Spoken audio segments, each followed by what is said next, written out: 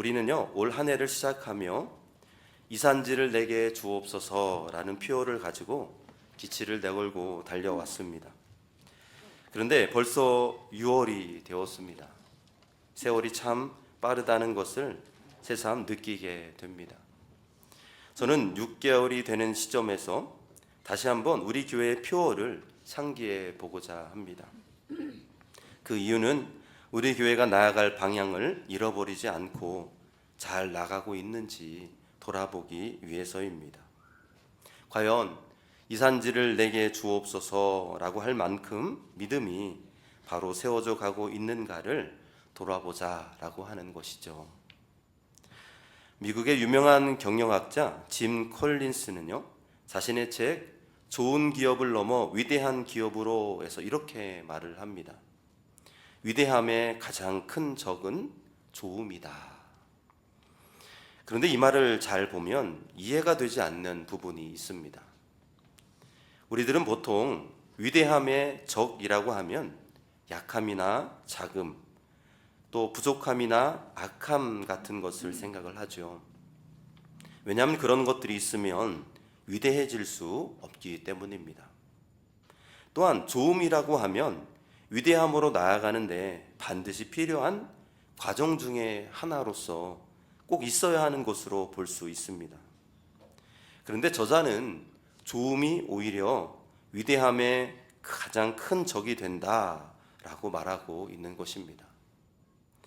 왜 그렇게 말하고 있는 것일까요? 그가 책을 저술할 당시에 위대함이라는 수식이 붙은 세계적인 기업들의 특징을 면밀히 조사하고 또 통계를 수집하면서 발견하게 된 것이 있다라고 합니다.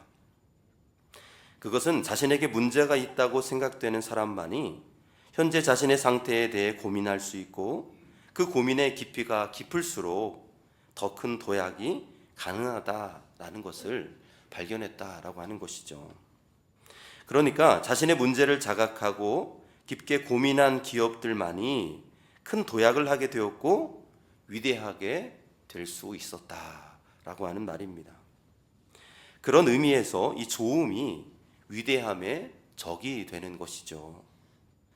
여러분, 우리가 좋다라고 말하는 순간 어떻습니까? 더 이상 더 나은 상태에 대한 고민이 사라지기 시작하죠. 그리고 고민이 없어진 기업은요, 그 이상의 무엇을 만들어내지 못한다라고 하는 것입니다.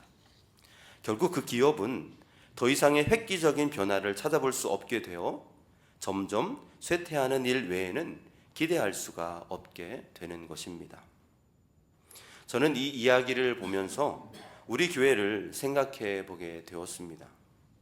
저는 우리 단양지엘 교회가 좋은 교회를 넘어 위대한 교회가 되기를 간절히 소망합니다. 아멘. 그래야 이 단양 지역을 변화시킬 수 있는 교회가 되지 않을까 생각합니다. 우리가 지금 이대로가 좋다고 하는 순간 안주하게 되고 결국 쇠퇴하게 되기 때문입니다. 그리고 단양 지역은 고사하고 도전리도 변화시키지 못하는 그런 교회가 될 것입니다. 그러므로 여러분, 올 한 해 남은 시간 우리가 이대로 괜찮은가를 한번 돌아보시고 영적으로 더욱 성장하며 나아가는 우리 모두가 되시기를 축복합니다. 아멘. 그렇게 좋음을 넘어 위대한 교회로 도약할 수 있는 우리 교회가 되기를 간절히 소망합니다. 아멘. 그렇다면 우리가 좋음에 머물러 있지 않고 위대한 교회로 나아가기 위해서는 어떻게 해야 할까요? 오늘 말씀을 통해서 귀한 교훈을 얻기를 원합니다. 먼저요, 우리가 머뭇머뭇거리지 말고 결단해야 한다라고 하는 것입니다. 오늘 본문 열왕기상 18장 21절 말씀인데요, 우리 같이 함께 한 목소리로 읽겠습니다. 엘리야가 모든 백성에게 가까이 나아가 이르되 너희가 어느 때까지 둘 사이에서 머뭇머뭇하려느냐?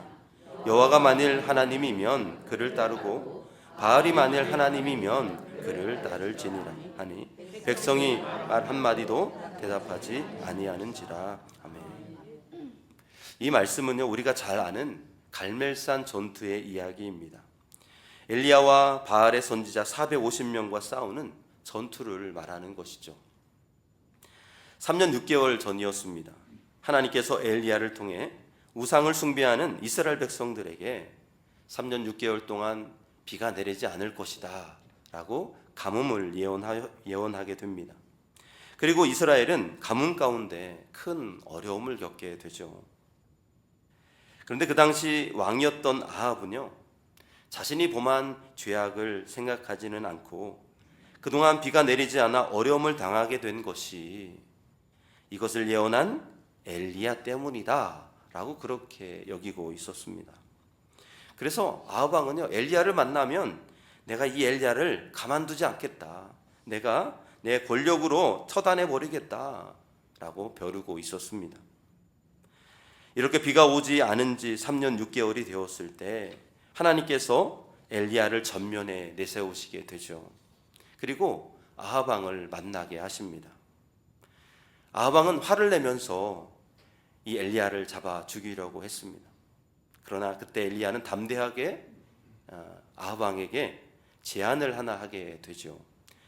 제안을 하게 되는 것이 19절 말씀인데요, 다 같이 함께 19절 말씀 함께 읽습니다. 그런즉 사람을 보내 온 이스라엘과 이세벨의 상에서 먹는 바알의 선지자 450명과 아세라의 선지자 400명을 갈멜산으로 모아 내게로 나오게 하소서. 아멘.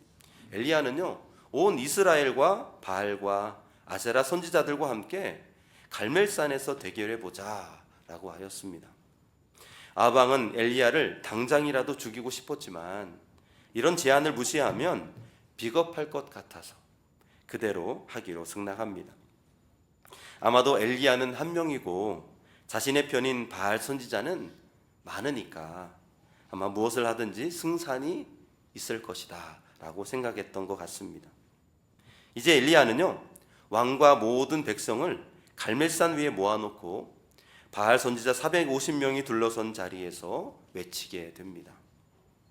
여러분, 어느 때까지 두 사이에서 머뭇머뭇하시렵니까? 만일 여호와가 하나님이면 그를 따르고 바알이 하나님이면 그를 따르시오 라고 말을 하였던 것이죠. 엘리야는 여전히 결단을 내리지 못하고 머뭇거리는 대중을 향해서 어느 때까지 이렇게 머뭇거리겠느냐, 확실히 오른편에 서야 되지 않겠느냐라고 호소하고 있는 것입니다. 여러분, 이스라엘 백성들이 누구입니까? 하나님의 선택된 백성으로서 하나님을 섬기는 자들이었습니다. 그러나 이방의 신 바알이 들어오면서 많은 사람이 하나님도 섬기고 바알 신도 섬기는 그런 이중적인 신앙생활을 하게 되었던 것입니다. 그렇게 양다리를 걸치고 있는 이스라엘 백성들에게 엘리야는 그럴 수 없다라고 분명하게 말하고 있는 것이죠. 예수님께서도 한 사람이 두 주인을 섬길 수 없다라고 말씀하시지 않았습니까?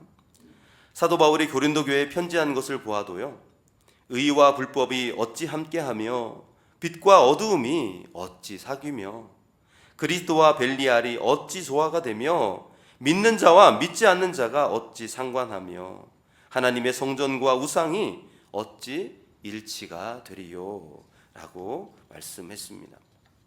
그렇습니다, 여러분. 우리는 언제나 세상과 하나님을 같이 섬길 수는 없습니다. 그런데도 우리의 삶의 모습을 보면 하나님과 세상 사이에서 머뭇거리고 있을 때가 참 많이 있지는 않은가 돌아봅니다. 우리는 교회 출석도 잘하고요, 믿는 사람이라는 말을 들은 지 오래되었습니다. 그리고 자신 스스로도 그렇게 생각을 해요. 그러나 아직도 하나님과 세상 사이에서 온전한 결단을 내리지 못하고 머뭇거리고 있는 우리의 모습은 아닌가 돌아보아야 하는 것입니다. 여러분, 그 당시요 3년 6개월 동안 비가 오지 않았다라고 하는 것은요 큰 재앙이었습니다. 그 당시 1년만 비가 안 와도요 흉년으로 인해서 많은 사람이 죽었다라고 하죠.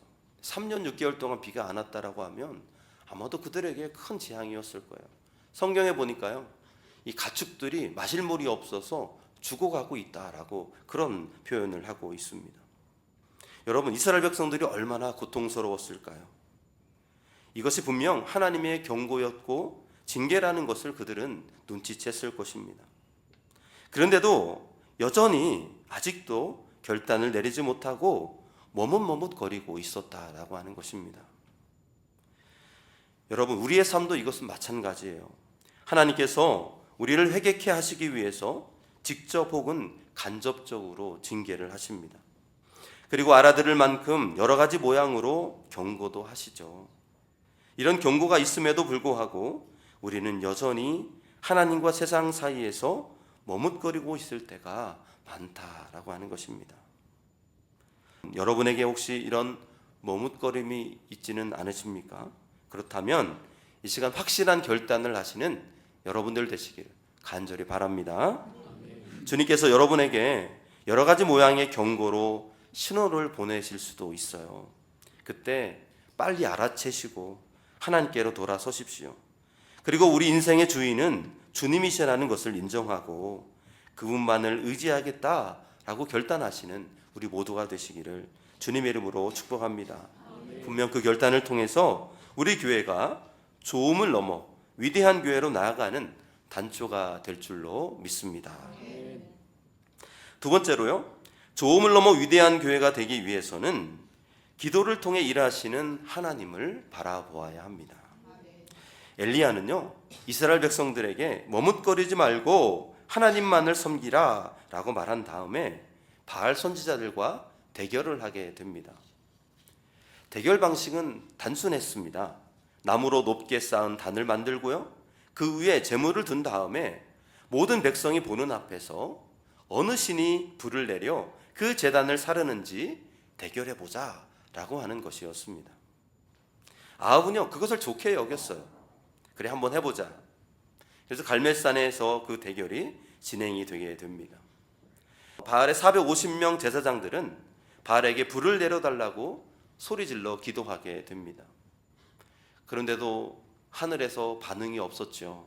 그러자 자신의 몸에 피를 내면서 자신의 신에게 공갈하고 협박하면서 하늘의 불을 구하게 되었습니다. 그러나 여러분, 바알은요, 제단에 불을 던질 수 없었습니다. 왜 그랬을까요? 바알은 진짜 신이 아니었기 때문이죠. 이제 엘리야의 차례가 되었습니다. 엘리야가 일어섰어요. 그러더니 여호와 하나님을 위한 제단에 물을 가득 부으라 라고 하는 황당한 명령을 하게 됩니다. 그래서 물을 가득 부었어요. 말씀해 보니까 고랑에 넘치도록 물이 가득 부어졌다라고 그렇게 말씀하고 있습니다. 그리고 나서 엘리야가 하나님께 그렇게 짧게 불을 구하게 됩니다. 열왕기상 18장 37절에서 38절 말씀인데요, 우리 같이 함께 읽어보겠습니다. 여호와여, 내게 응답하소서. 내게 응답하옵소서. 이 백성에게 주 여호와는 하나님이신 것과 주는 그들의 마음을 되돌이키심을 알게 하옵소서 하며, 이에 여호와의 불이 내려서 번제물과 나무와 돌과 흙을 태우고 또 도랑의 물을 핥은지라. 모든 백성이 보고 엎드려 말하되 여호와 그는 하나님이시로다. 여호와 그는 하나님이시로다 하니. 아멘. 그렇게 엘리야의 기도가 끝났을 때 제단에 불이 내려왔고 그 불이 너무 강하여서 그곳에 부어놓은 물을 한순간에 증기로 만들어 버리고 모든 것을 다 불살라 버리게 되었습니다. 이로써 모든 이스라엘이요, 여호와께서 참 하나님이시구나 라는 것을 알게 되었습니다.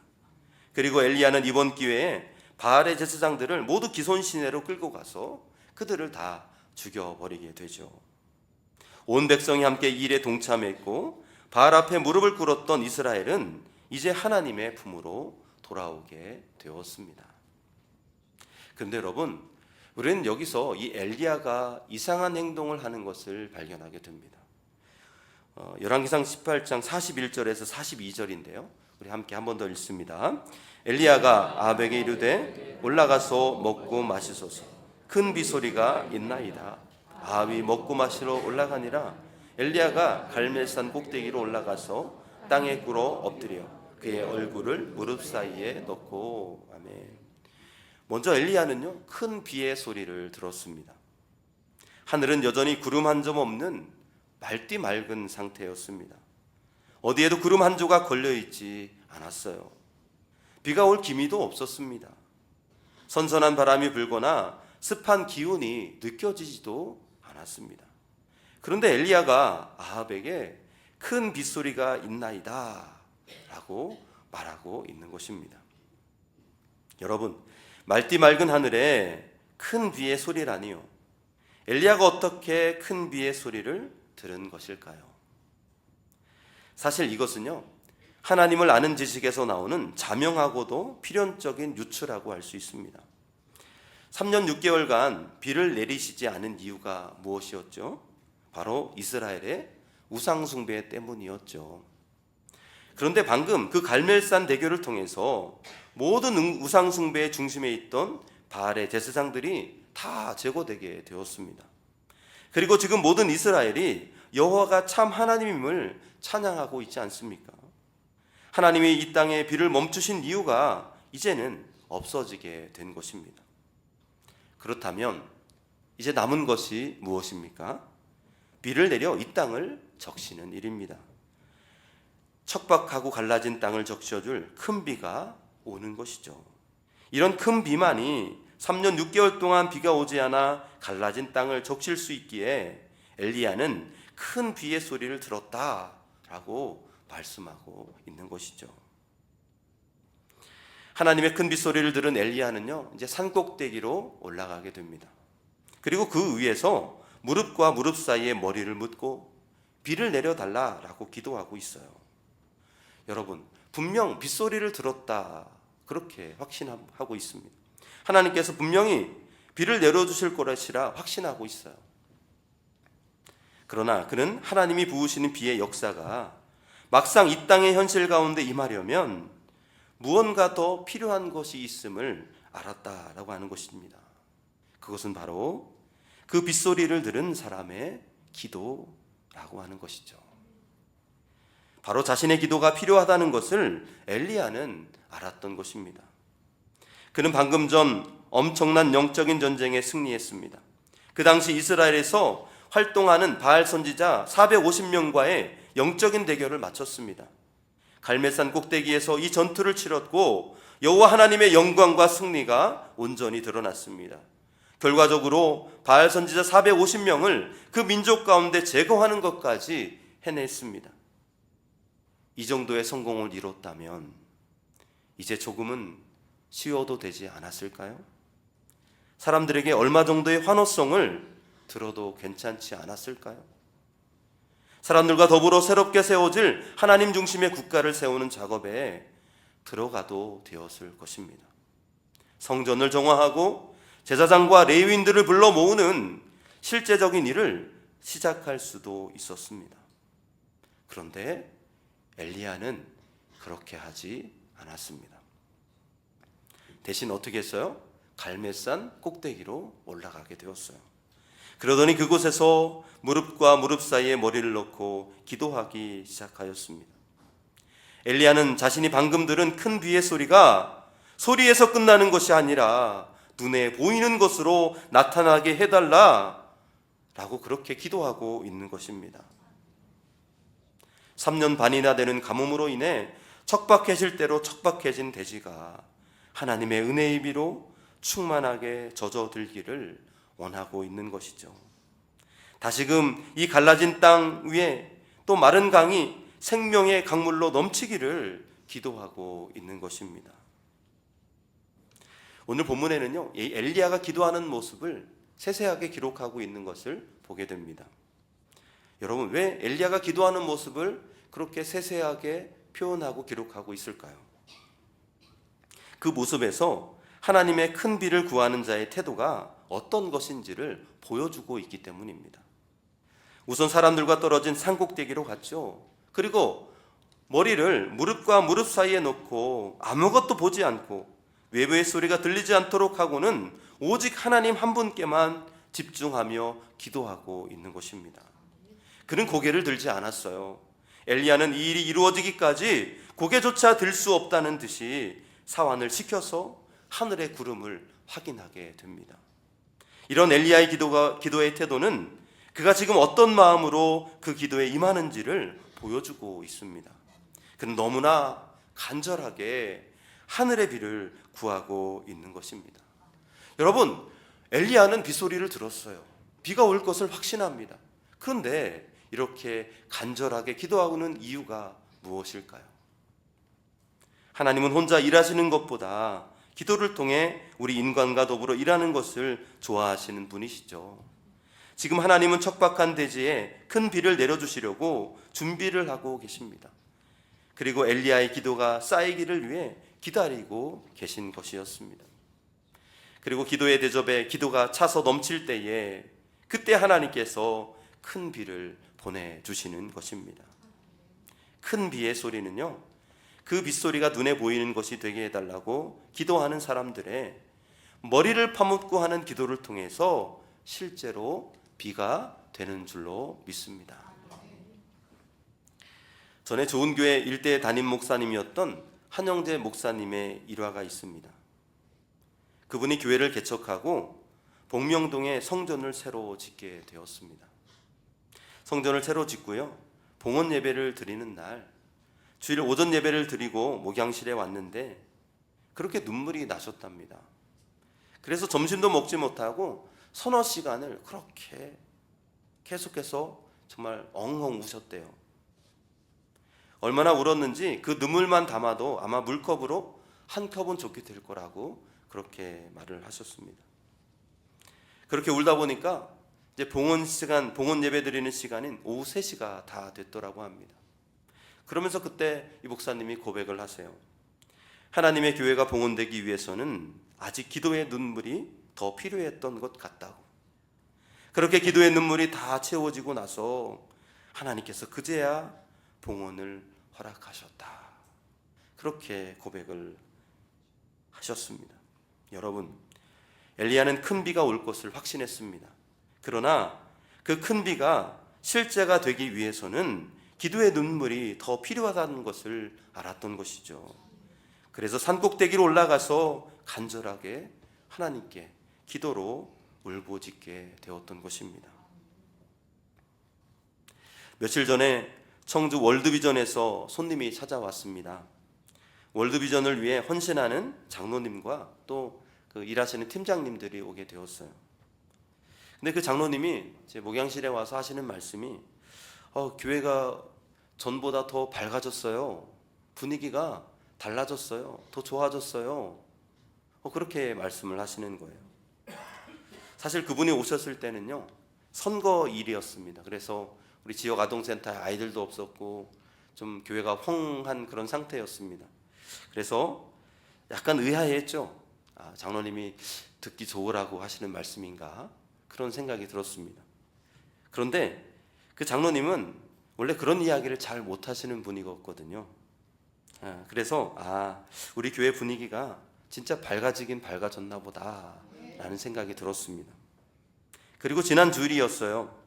우리 원로장님들과 식사를 하고 근처 카페에 가게 되었는데 거기에 감리교 목사님들이 많이 모여 있었습니다. 아마도 교회 행사에 참석하고 교제하기 위해 카페에 오신 것 같았습니다. 그 중에 한 목사님께 인사를 드렸더니 교회가 많이 달라졌다고, 예전에는 이런 분위기가 아니었는데 참 이런 분위기가 참 좋아졌다라고 그렇게 말씀을 하셨습니다. 여러분, 그렇습니다. 누가 봐도 우리 교회 분위기가 참 좋아진 것 같아요. 아멘이십니까? 아멘. 물론 이 모든 것이 다 주님의 은혜이죠. 주님께서 우리 단양제일교회를 사랑하셔서 은혜를 부어주셨기 때문인 줄로 믿습니다. 아멘. 그런데 여러분, 우리는 이 좋음에서 만족하면 안 된다는 것입니다. 좋음에서 만족하면 위대함으로 나아갈 수 없기 때문이에요. 아니, 오히려 쇠퇴할 수 있다라고 하는 것입니다.